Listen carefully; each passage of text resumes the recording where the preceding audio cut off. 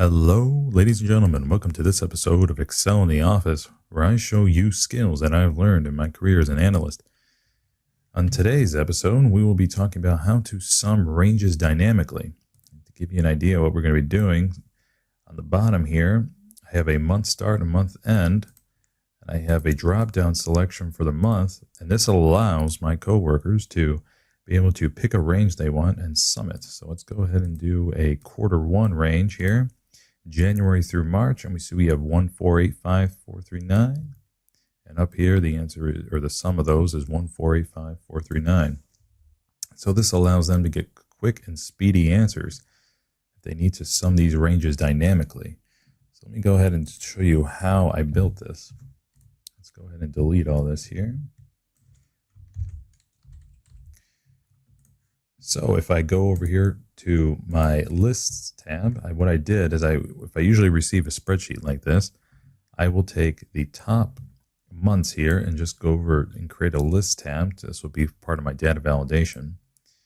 And I will create a little drop down here from the list. And then up here in the name box, I will type in months to give that a named range. So that way I can refer to it dynamically. If we go back over here to my sales tab, we're going to go ahead and start typing in month start and month end. And we will go to data and then data validation. We will go to allow and list, and we'll do our source will equal months, so the list that we just created. We're going to copy that down. Now for users, when I create their spreadsheets, I usually mark the cells they need to change in yellow. So let me just go ahead and change these here. And I will just select January, and let's go to March here. So we have our drop downs, and now we need these products. So let's say they copy and paste this spreadsheet every single month, they update it. We go ahead and for batteries, let's go ahead and do equals sum. And now this is where we're going to be using the offset formula. Now, offset is brilliant because you can refer to a range and then have it adjust dynamically, either by rows, columns. And if you see my other podcasts, I do a height and width adjustment for a pivot table data source. So if I start here with a reference of A2, so that is our starting point for the offset formula. And we're not worried about rows here, we're worried about columns. And the number of columns for our starting part of the sum is that month start right there. We need to convert that 3-letter month into a number.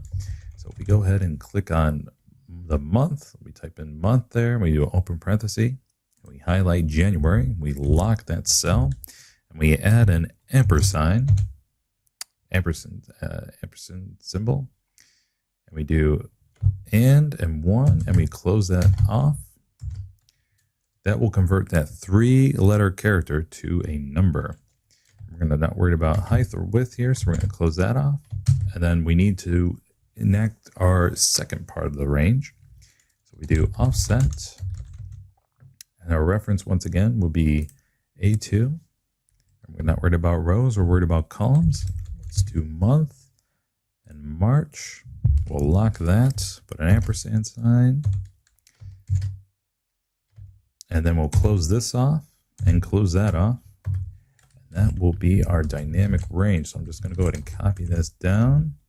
We'll do an alt equals there. Let's clean up the formatting.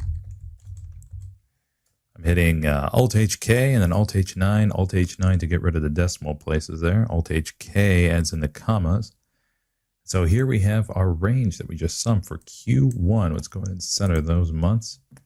And we can see that we have that 1485439 and equals to our sum at the bottom.